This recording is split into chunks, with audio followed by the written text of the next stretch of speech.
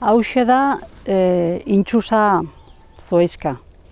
Intxusa latinez sambucus nigra da, eta euskeraz intxusa.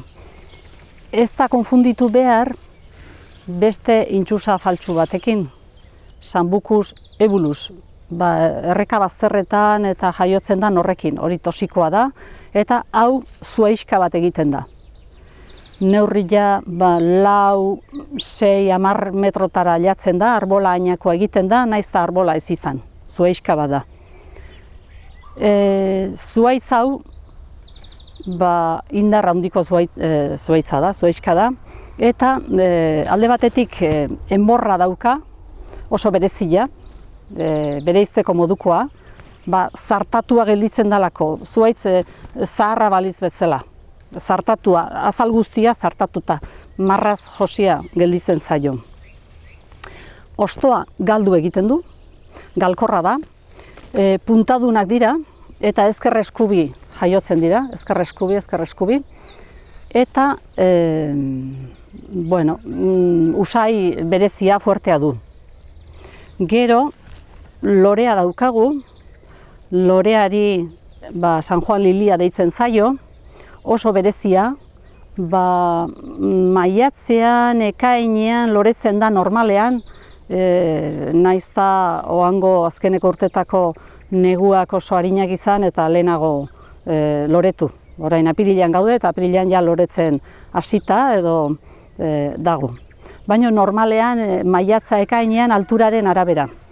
Zuaizka hau itsas mailatik 1000 metrota aurkituko dugu. Ugaria da, urrutitik nabaritu leike loretan dagoen bitartean, eta lorea joten zaionean, ekainetik aurrera, hazi batzuk botatzen ditu, eta hazi horiek hasiera batean kolore berdea dute, gero gorria hartzen dute, eta gero denborarekin udazkenea ailatzen da neurrin, moretu beztu egiten dira. Zuaizka honek berezitasun batzu dauzka. Bere azpian ez du uzten ezer jaiotzen, larra edo osina ezpada. Askotan ikusiko dugu intxusa zuaizka osinez inguratuta. Beste berezitasun bat da, bere azpian dagoen lurra fermentatzen laguntzen dula eta dagoen ura lurruntzen. Orduan, bere azpian dagoen lurra oso aberatsa dago. Gero beste alde, lurrazpitik pasatzen dian energiak, bidegurutzeak eta zuaizka hau jaiotzen den lekuan oso leku berezietan kokatzen da eta indarroiek, lurrazpiko indarroiek orekatzen laguntzen du. Eta azkenik bere azpitik uxatzen ditu bai xomorroak, bai narrastiak, sugeak, zapoak eta bar.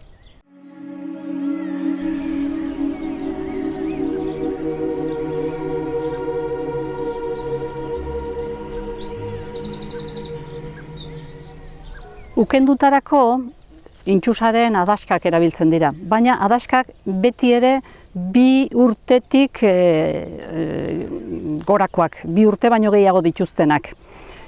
Adibidez, hauek aurten jaiotakoak dira, berde hauek ez dute balio. Beste hauek lehen urtekoak dira. Soinua berak aiazten du ez dagoela egurtuta eta ez daukala egurraren sendotasuna. Orduan, hauek ere ez dute balio. Izan behar dute, gutxinez horrelakoak, egurraren testura daukatenak, 2 urtetik gorakoak, eta horren bigarren azala erabiltzen da. Intxusari kalterik ez egiteko oso importantea da zerra txiki batekin adaskak moztea. Ze bere kaxa mozten baditugu, adar guzti hori lehortu ingo zaigu. Beraz, kalterik ez egiteko, erabili eskuzko zerra txiki bat. Intxusa propiedade handiko zuhaixka da. Garai batean balore handikoa, gurtzera ailatzen ziren, etxe ondoan izaten zen, eskuera edukitzeko eta estima handiko zuhaixka zalako. Haren paretik pasatzen zian ero, belaunikatu egiten zian, eskerrak eman eta aurrera jarraitu. Bere zerbait behar baldin bazuten ere, eskatu egiten zitzaion, baimena, eta ondoren eskertu. Azkeneko belaunalditan, farmazeutikaren gorakadarekin eta baserriaren bizimodu aldaketarekin, bere balore guztia zalantzan jarri da, eta azkeneko urtetan intxusa balioi gabeko zuhaixka konsideratu da eta baserri ingurutatik kendu egin da. Eskerrak, intxusa erresa dan, bere kaxa jaiotzen, txorik banatutako azien bitartez, edo nahikoa da udaberrian adaska bat sartu eta landatu eta zuhaixka bat hazteko. Eskerrak horri ez dago galzorian. Intxusatik dana erabiltzen da, dana. Hasi azaletik, bigarren urtetik gorako adaskak hartu eta kanpoko azala kendu eta bigarren azala da erabiltzen dana ukenduak egiteko. Gero, ostoak hauek dira gutxin erabiltzen dianak, toxizidade puntu bat daukatelako, baina hala ere, infusiotan, ukendutan, eta aditu batek esaten duenez, oso ona da, beak botatzen duen usaiangatik, satorrak eta baratzetik eta usatzeko. Sator zuluan sartu, eta usaia ikusten denez ez dute gustoko, eta satorrak besteleko batera juten mendia. Lorek berriz, propiedade handikoak dira, C vitamina asko daukate, sistema immunologikoa indartzen du,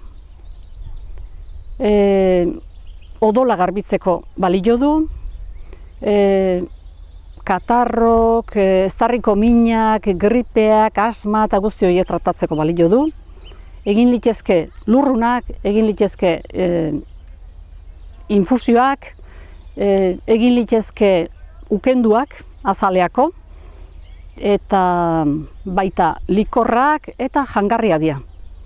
Bere propiedade guztiak dauzkatela jan litezke patatakin, albartatuta edo tempuran. Eta gero horren ondoren ditugu haziak edo sorgin matzak ditze zaienak. Hoiek kolore diferentetatik pasatzea. Hasieran berde dira, gero gorrik, eta gero heldutakoan beztu edo moretu egiten dira. Beltz more kolore hartzen dute. Gorrik eta berde dian bitartean tosikoa dira, ez dira jangarrik. Eta helduta daudenean jan litezke jogur batin astuta, edo mermeladak egiteko, edo likorrak egiteko, ardoai kolorea emateko, eta horiek ere jangarri dira.